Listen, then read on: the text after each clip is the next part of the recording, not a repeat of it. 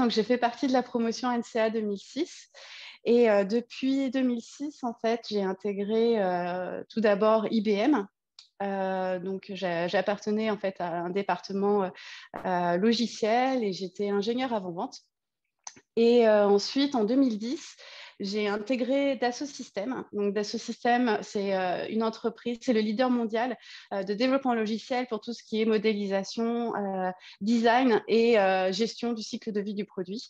Donc, en gros, on crée des univers virtuels qui permettent à nos clients de définir des expériences innovantes qu'ils pourront eux-mêmes proposer à leurs clients finaux. Et donc, au sein de Dassault Systèmes, je suis passée par différents rôles et différents départements.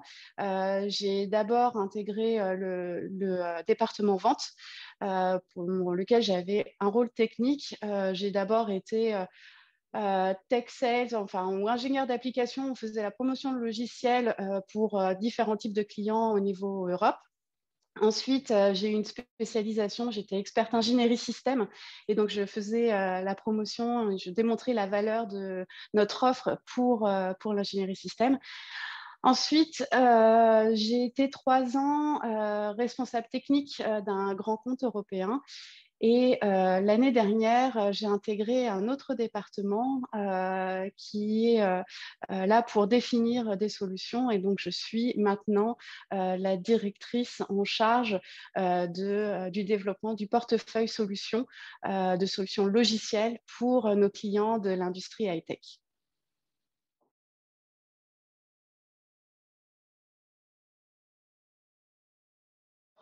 Oui, je pense avoir noté quand même une certaine évolution, même si j'ai jamais vraiment été confrontée à je sais pas, un manque de respect vis-à-vis enfin, du fait que j'étais une femme dans un monde très masculin. Mais néanmoins, quand j'ai commencé en 2006, euh, des femmes managers ou des femmes exécutives, on n'en voyait pas tant que ça. Elles faisaient plutôt figure d'exception. Et aujourd'hui, je trouve que voilà, on en voit de plus en plus. Il y a de plus en plus de femmes dirigeantes dans les grandes entreprises, même les entreprises du CAC 40. Chez nous, chez Dassault Systèmes, on fait en sorte aussi de mettre en avant les femmes. Enfin, il y a vraiment, enfin, c'est vraiment quelque chose qu'on veut promouvoir au sein de Dassault Systèmes, qui est pourtant une entreprise très scientifique et technique et technologique. Mais voilà, aujourd'hui, dans notre comité exécutif, bah, il y a 50% de femmes.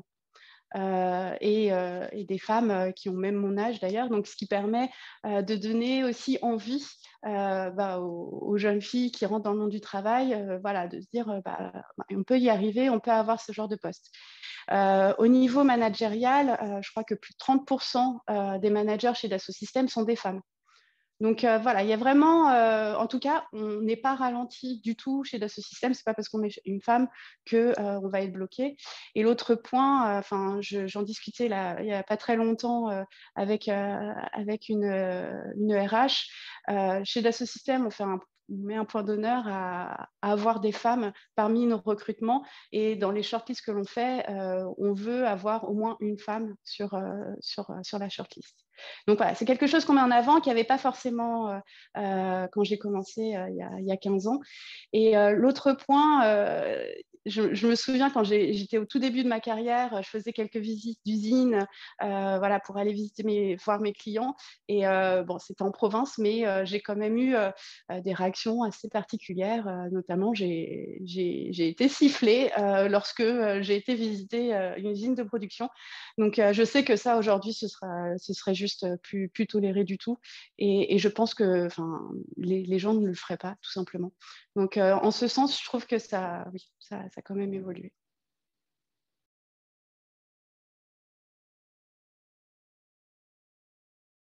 Le conseil que je donnerais, c'est avant tout de croire en soi et d'avoir confiance en soi.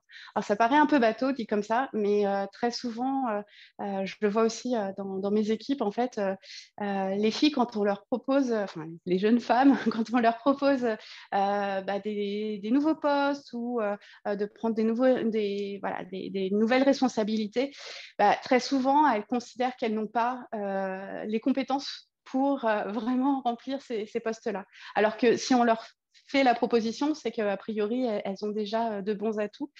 Et même moi, enfin, je sais que c'est quelque chose que je me suis dit. Voilà, une fois, je me suis fait la réflexion, mais est-ce que tu as vraiment tout pour prendre ce poste-là? Est-ce que j'avais un peu parfois ce sentiment d'imposture, alors qu'en fait, c'est normal de ne pas avoir tout ce qu'il faut au début d'un poste, au début de la prise de poste, parce que l'expérience, finalement, elle s'acquiert au fur et à mesure du temps. Et c'est à ça que ça sert aussi de prendre des nouveaux postes, d'évoluer, d'être accompagné, de rencontrer des gens. C'est que ça nous permet, un, d'apprendre et deux, d'acquérir de l'expérience qui feront que, au bout d'un certain temps, on sera totalement opérationnel et performante dans ce type de rôle. Donc, je pense que vraiment, il faut croire en soi, il faut se dire qu'on a les compétences et si on n'a pas tout, bah, ce n'est pas grave, on les apprendra. Il faut savoir que ce n'est pas parce qu'on est une femme qu'on a moins qu'un homme. Enfin, les hommes se posent les mêmes questions, en fait, ou peut-être se les posent moins en se disant, bah, ouais, je vais y aller, je vais essayer, et puis je verrai. Bah, en fait, il faut qu'on ait la même approche.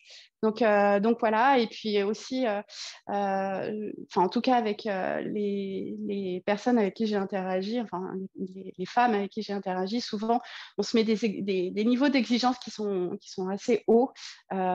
Faut accepter aussi d'avoir un niveau d'exigence qui soit juste, mais pas non plus se mettre la barre à des niveaux inatteignables.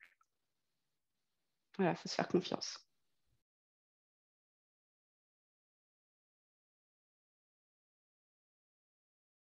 Que je donnerais, c'est essayer de considérer toutes les opportunités qui se présentent à nous, même celles pour lesquelles on dirait mais c'est trop haut ou j'ai pas encore j'ai pas j'ai pas encore tout ce qu'il faut pour avoir ce nouveau poste ou voilà. Il faut essayer de considérer toutes les opportunités. Moi, je sais quand j'ai pris mon poste de directrice, on m'a dit oui, mais écoute, Anissa, c'est un nouveau rôle dans un nouveau domaine, en plus un poste de management. Ça fait beaucoup, beaucoup de changements pour un nouveau rôle. Et on m'avait dit, en général, il vaut mieux essayer d'avoir un seul changement. C'est plus facile à gérer. Mais en fait, moi, le poste, enfin, voilà, il m'intéressait énormément. Je savais que j'allais apprendre beaucoup. Ça me donnait des nouveaux challenges. Et bah, j'y suis quand même allée, même si c'était effectivement challenging. Et en fait, on se rend compte que c'est les moments où on apprend le plus. Et quand on est challengé, c'est là aussi on a finalement plus de fun et on se valorise plus aussi parce qu'on se dit bah, à la fin, on y est arrivé. Donc voilà, faut considérer les opportunités. Il faut pas se laisser dire ouais, mais c'est trop dur, la chaussure est trop grande pour toi. Euh, Encore une fois, je reviens un peu à mon idée initiale. Il faut croire en soi. Et je pense que c'est vraiment important et c'est comme ça qu'on arrive à faire ce qu'on aime.